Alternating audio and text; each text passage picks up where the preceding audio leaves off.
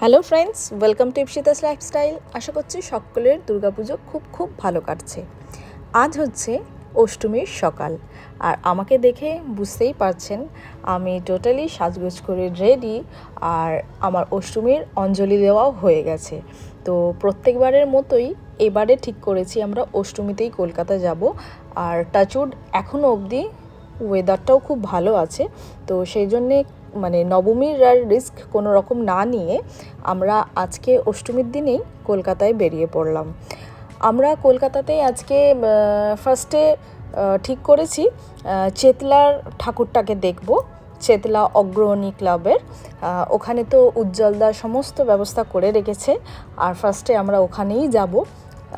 আপনারা এখানে দেখতে পাচ্ছেন কি বিউটিফুল সাজিয়েছে সমস্ত জায়গাটা। আর এই ব্লগটি দেখতে থাকুন, আগে আগে এটাও দেখতে পাবেন এখানে কি মারাত্মক ভিড়টাই না হয়েছে। এখানে এত প্রচণ্ড ভিড় হয়েছে, আপনারা যারা এসেছেন চেতলা অগ্রণী ক্লাবে পুজো দেখতে, তারা তো বুঝেই গেছেন এখানে কি মারাত্মক ভিড় হয়েছে। আর দেখতেই পাচ্ছেন যে একদম সেই মেন রোড অবধি লাইন চলে গেছে। তারই ভেতর পুটিসোনা আমাদের বলছিল ও নাকি হেঁটে হেঁটে মণ্ডপে ঢুকবে, যেটা কখনোই পসিবল নয়। ওই জন্য উজ্জ্বলদা ওকে কোলে নিয়ে নিল। তাহলে চলুন এবার আপনাদেরকে নিয়ে ভেতরে যাই। ভেতরটা জাস্ট দেখুন, জনসমুদ্র। আমি আর এখানে খুব বেশি কথা বাড়াচ্ছি না, আপনারা পুরো এই প্যান্ডেলটি মন দিয়ে দেখুন আর উপভোগ করুন এখানকার অ্যাটমসফিয়ার।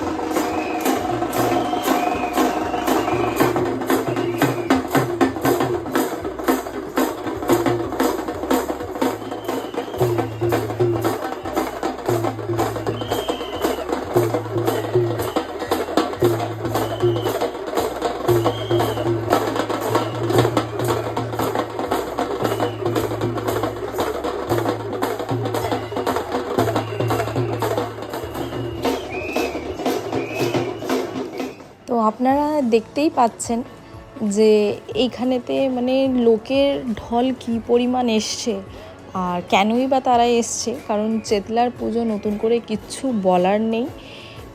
চেতলার পুজো ভীষণ ফেমাস।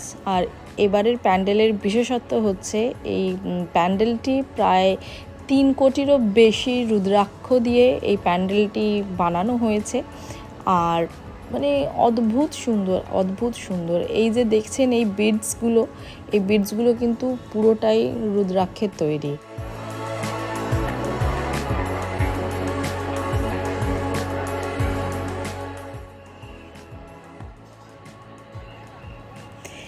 এবার তাহলে চলুন আস্তে আস্তে বেরোনো যাক প্যান্ডেল থেকে।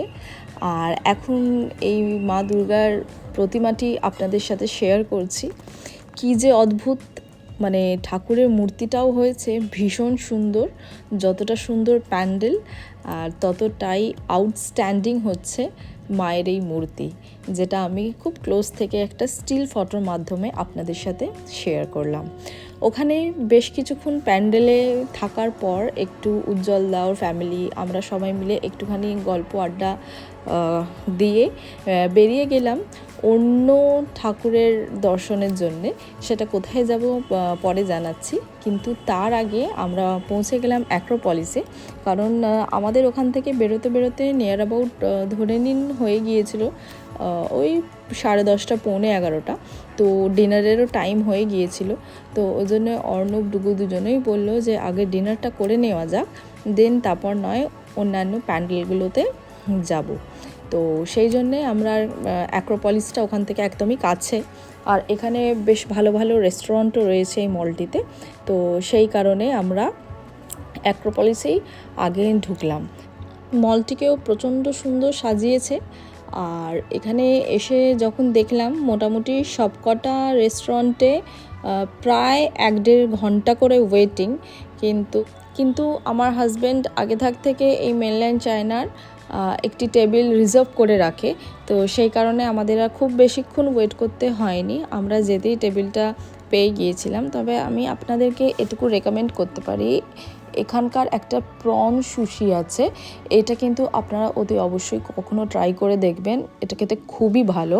আর তার সাথে আরেকটি ডিশ আমি আপনাদেরকে বলবো, এই যে ক্র্যাব চিলি পেপার মশালা যেটা আছে, এটাকেও আপনারা ট্রাই করবেন, এটাও খুব ভালো। হ্যাঁ, অবশ্যই যাদের অ্যালার্জি আছে ক্র্যাবে আপনারা সেটা খেতে পারবেন না, বাট যাদের কোনো রকম অ্যালার্জি নেই তারা কিন্তু ওই প্রিপারেশনটা অতি অবশ্যই একবার ট্রাই করবেন, আমার তরফ থেকে হাইলি রেকমেন্ডেশন রইল। তো এখানে মোটামুটি আমাদের ডিনার অলমোস্ট কমপ্লিট হয়েই গেছে, এবার আমরা বেরোবো নেক্সট প্যান্ডেলে যাবার জন্যে।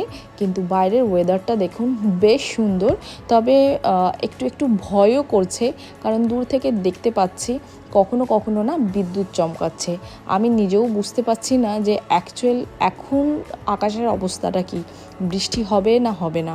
কারণ আমাদের কাছে রয়েছে সন্তোষ মিত্র স্কোয়ারের যেটা অপারেশন সিন্দুর করা হয়েছিল তার 2টো পাস, একটা পাশে 4 জনের এন্ট্রি আছে, ভিআইপি পাস ছিল, কিন্তু যথারীতি ক্লাইমেট তো একদম ভালো লাগছিল না, ওয়েদার ভালো লাগছিল না, বুঝতেই পারছিলাম না কি হচ্ছে, তো রীতিমতো বৃষ্টি এসে গেছে।